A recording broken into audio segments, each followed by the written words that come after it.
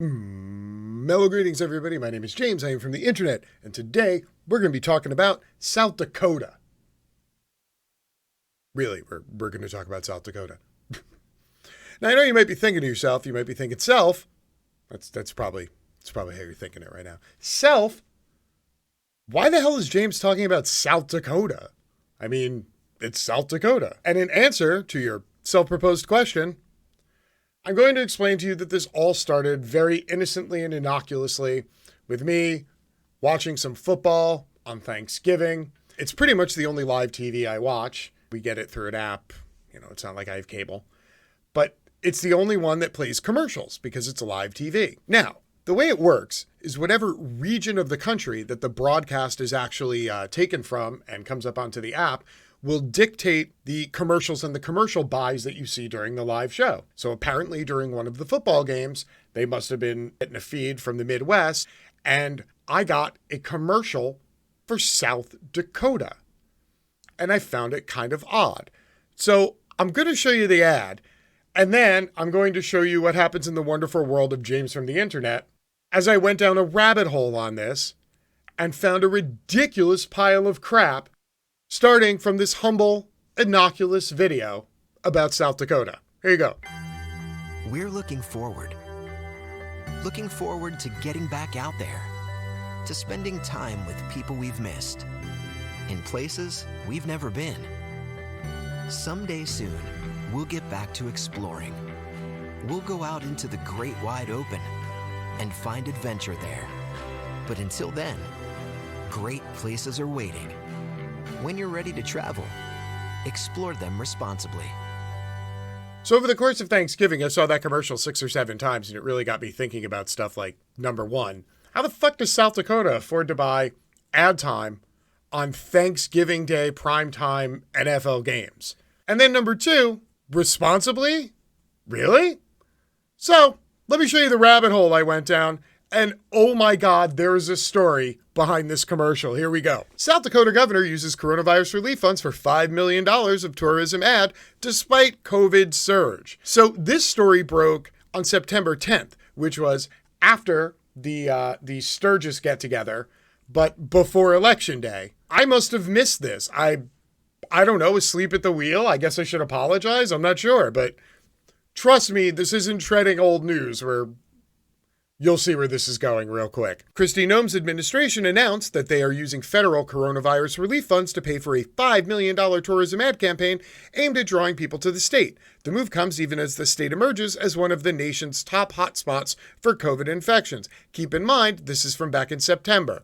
The 30-second spot, which premiered on Fox News alongside Noem's speech at the RNC last month, features the governor saying that with our breathtaking landscapes and wide open spaces, we're a place to safely explore. But the state currently ranks second in the country for new cases per capita over the last 2 weeks with 439 cases per 100,000 people. She even tweeted it out. South Dakota, the land of the free. With our breathtaking landscapes and wide open spaces, we're a place to safely explore. And with our low taxes, we're a place to grow. We're open for opportunity, and always will be. I'm Governor Kristi Noem. Celebrate what makes America great and experience the great faces and great places of South Dakota. So y'all caught that, right? We have low population density, so it's totally safe and you should come and visit. Apparently, she ordered this ad, helped write this ad, starred in this ad, and then it became a continuing ad campaign that they're paying for with federal COVID relief dollars. And if you remember last week, I explained to you that there is already close to $500 million of undispersed COVID funds that Mnuchin is trying to claw back so that people can't get it. Yet Republican governors got piles of money so large that they made Department of Tourism ads featuring themselves, encouraging people to come to their COVID-ravaged countryside to kick up their boots and hang out for a spell. What the fuck happened?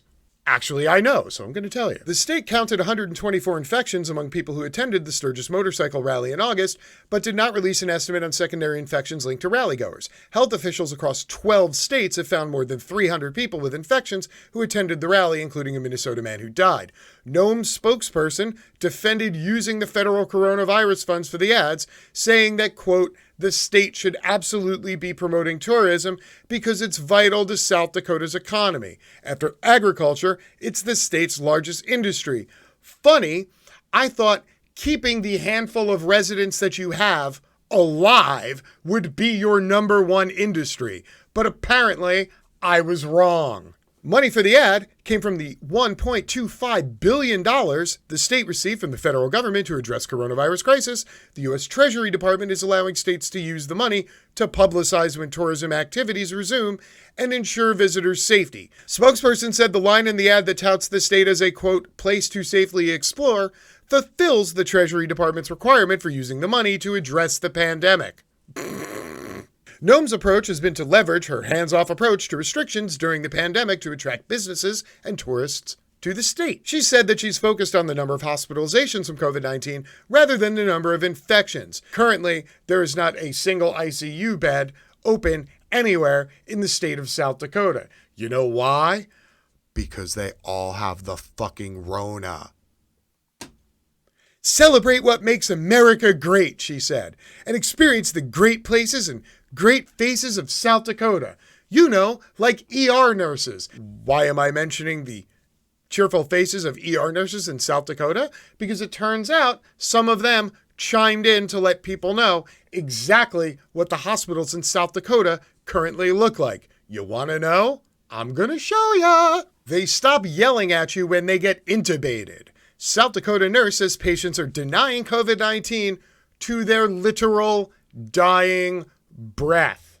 Yes, come to South Dakota. We have many fine industries, such as staring at rock formations, staring at the heads of former U.S. presidents that owned slaves carved into rock formations, and of course, people choking on their own lung fluid until they die. Hey, let's hear about that third one, okay? Though a couple of COVID-19 vaccines are coming down the pipeline, the Republican-led push to deny that the disease is fatal or even exists has fed into a deep delusion that will likely have dangerous consequences for people in this country beyond 2020. Case in point, an emergency room nurse in South Dakota, where hospitals are at full capacity, says she's been dealing with patients on ventilators, irate at her for treating them for a disease that they maintain is a hoax. Yes, you read that right. There are sick patients, people who cannot breathe due to COVID-19, who are angry at receiving treatment for it. Get your damn socialism tube out of my throat. I have the freedom to choke. The freedom to choke. Now, this has nothing to do with, oh, Americans are gullible. Oh, people in the Midwest are dumb, or any of that. This has to do with the 9 months of ideological warfare that has been going on in this country and the constant politicizing of a fucking virus. The virus doesn't belong to a political party. The virus doesn't care about your ideology. The virus doesn't care about whose bumper sticker you have and whether you pulled a red or a blue lever. The virus doesn't care. Yet for some reason, there are millions of Americans on both sides of the aisle literally warring over this as if this is a debate to be had. The virus doesn't care about your opinion of the virus. If you don't wear masks and you keep fucking hanging out with each other, people are going to contract it and die. This is what happens. Even in a schmeckle of a state like South Dakota, that is one of the lowest population densities in the country, yet, if it were its own country, would have one of the highest COVID rates in the world. That's not correlation, that's causation. ER nurse Jody Doering posted about the bizarre behavior of some of her COVID patients on her Twitter page over the weekend. Quote, the ones that stick out are those who still don't believe the virus is real. The ones who scream at you for a magic medicine and that Joe Biden is going to ruin the USA, all while gasping for breath on 100% Vapotherm, said Doering. Quote, they tell you there must be another reason they are sick. They call you names and ask you why you have to wear all that stuff because they don't have COVID, because COVID isn't real. They stop yelling at you when they get intubated, she added. How fucked up is that? Alongside the outrageousness of not believing in something that's killed over 250,000 Americans and 600 people in South Dakota, because belief is still allowed to supersede clear fact in 2020, is the sickness of people expecting care from beleaguered healthcare workers at the same time as they are berating them. Something is deeply wrong in America. In an interview on CNN's New Day, Doering explained the kind of delusion she tweeted about isn't a rare occurrence and that people are holding on to it even in the face of death. My belief that this is all a commie plot is more important than me not dying. Really? Because then we're going to let you die. Go ahead, commie, let me die.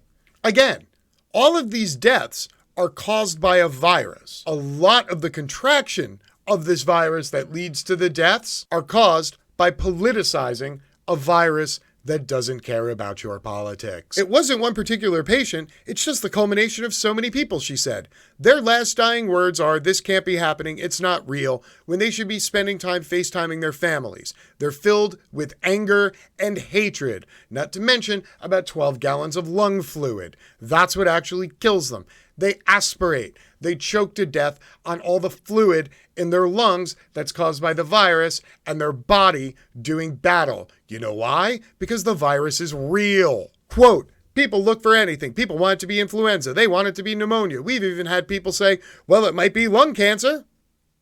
People would prefer to be diagnosed with cancer than to believe the coronavirus is real. That's really scary. Whether it's due to politics or far more insidious and embedded cultural sickness, the COVID-19 pandemic has revealed a fissure in this country, and we now all have to deal with its fatal consequences. My heart goes out to healthcare workers like Doering, who are expected to care for and even risk their own health and the health of their families for people who would rather grasp tightly to the party line than care about their own lives, much less the lives of others.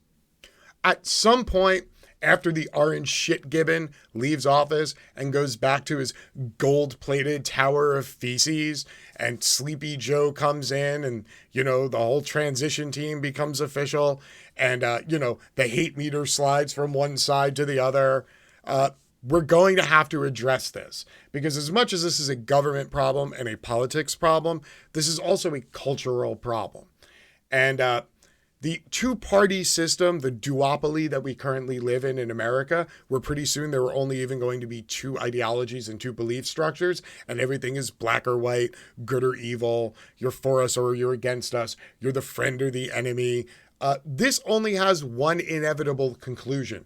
Regardless of who's in office, regardless of who's winning Senate seats, regardless of who is in control of the Supreme Court, none of that's going to matter. A duopoly that people in power purposely agitate because it suits their own needs in the moment is going to end up with very disastrous long-term consequences for almost everybody. This is one of the more insidious things that we as human beings do. And most of us just close our eyes and turn away from it because, again, tribalism, I'm much more concerned with my team beating your team and my team being right and your team being wrong.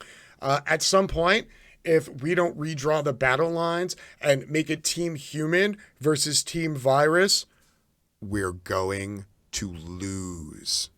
Just a little something to think about today. All right, everybody? My name's James. I'm from the internet. I'm out. Peace.